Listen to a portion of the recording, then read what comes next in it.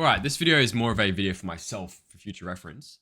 But last night I just sat down and I can sort of conceptually mapped out how I view trajectories of life and decision trees and everything. And I just call this the life graph. So the basic premise of this is you have your y-axis and your x-axis. Now, up until now where I am, which is 22 years old, so it's probably more, the dots probably dragged back a bit. You've lived your life so far, right? Based on decisions from your family, based on decisions that you've even made, mistakes you've made, education, things you've done, whatever it is, right? Now, on the x-axis, we have time, okay? So 10, 15, 20 are broken into 5-year blocks. And on the y-axis, we have success.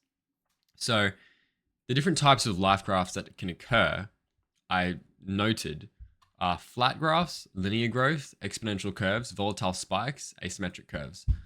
So let's just dive into what they are and how do we get what we want out of life based on this graph, okay?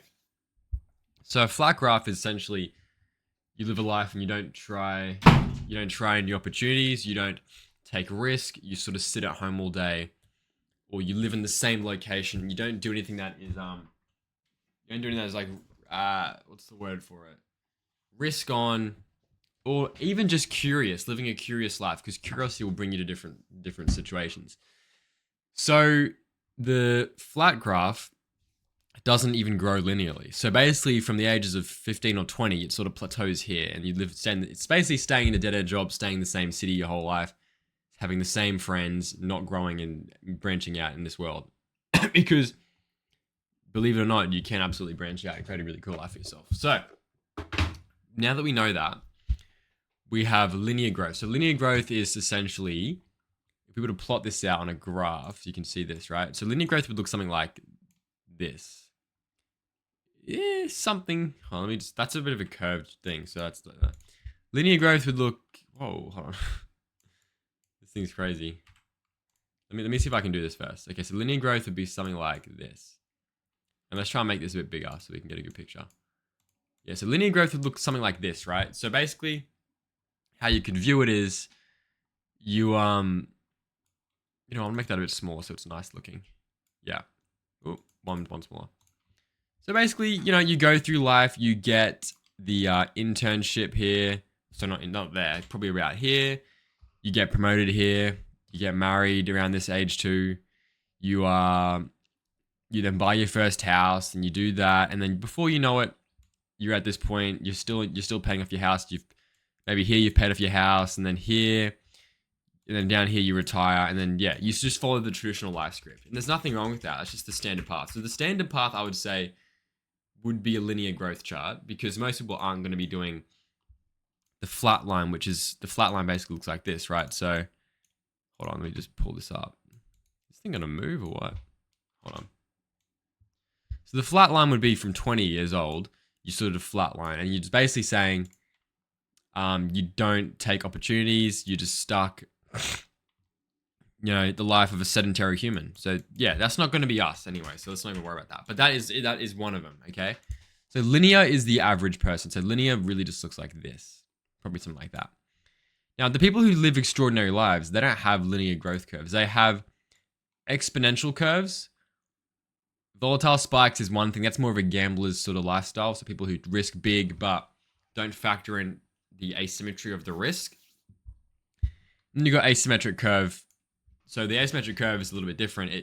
Sometimes the asymmetric curve can dip down for a bit, but then in the end it has a huge spike up, and then that's massive success. It can also just plateau for a while and then have massive success. Usually the asymmetric curve doesn't have an insane drawdown, but it's usually a long waiting period. So a very long waiting period, maybe a 20-year or 10-year block. So these are things like betting on a big company you're making to succeed. Maybe it was like an example would be Jeff Bezos with Amazon. An example would be really anyone who's been grinding for a very long time and not seeing results, but deep down they have the conviction that it's going to work out and that's going to happen. And the ones who it does work out for, because there is a camp where it doesn't work out for them. That's just the nature of the world, right? So yeah, so we know that that's one curve. Now let's talk about the let's make that a bit smaller. Yeah. The exponential curve. So the exponential curve is one that sort of starts like this, and then it grows, and then it grows like that.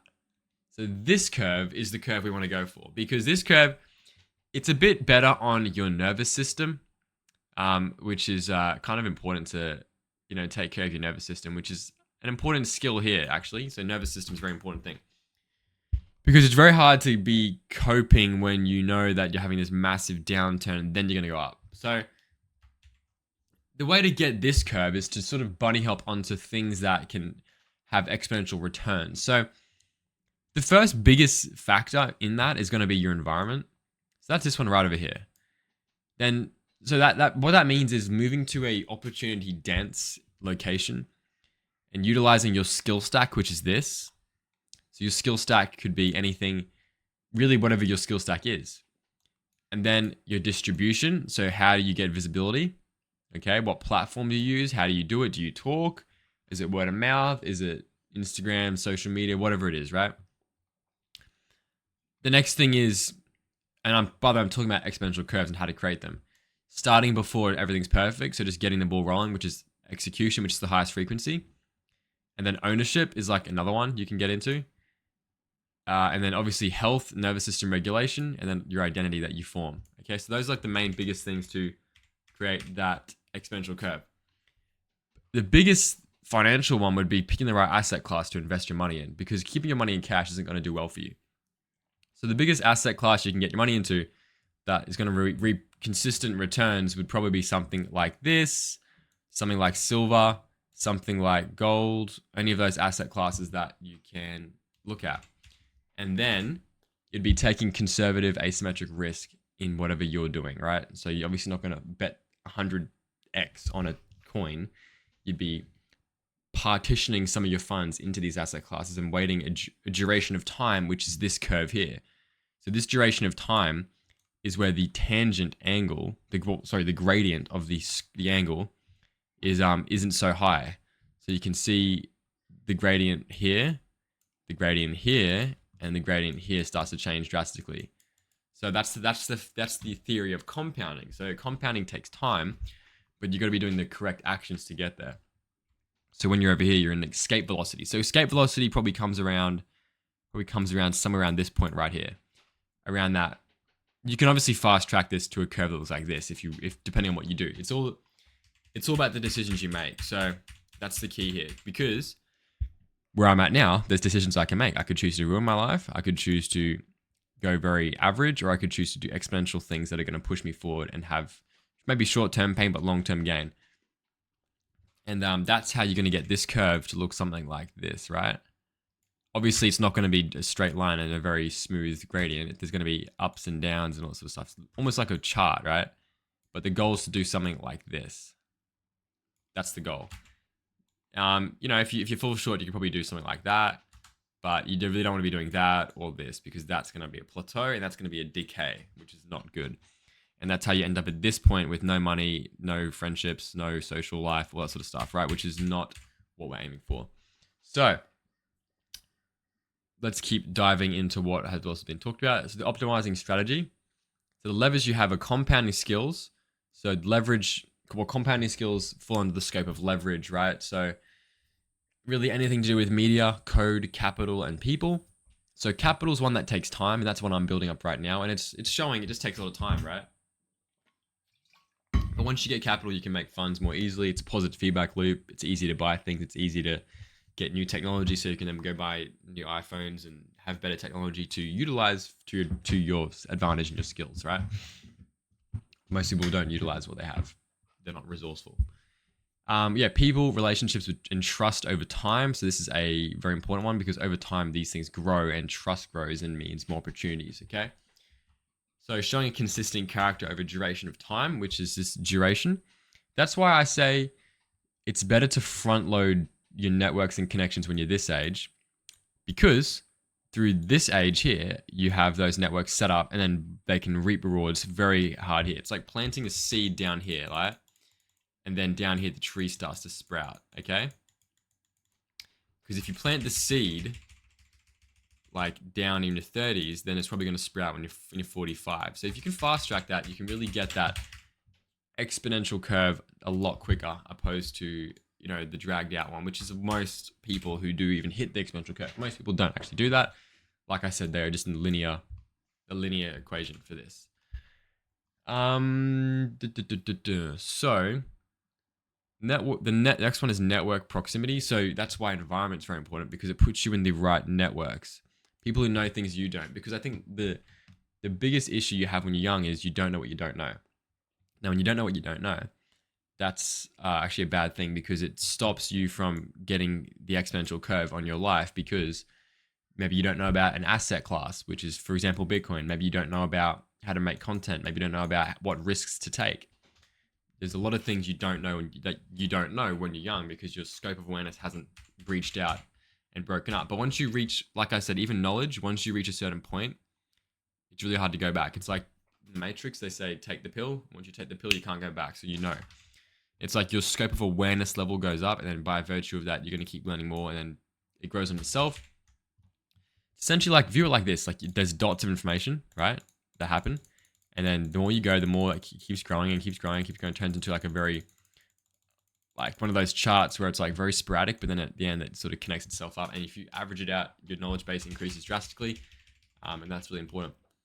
So let me remove all these things out of the way, and then we'll just go here.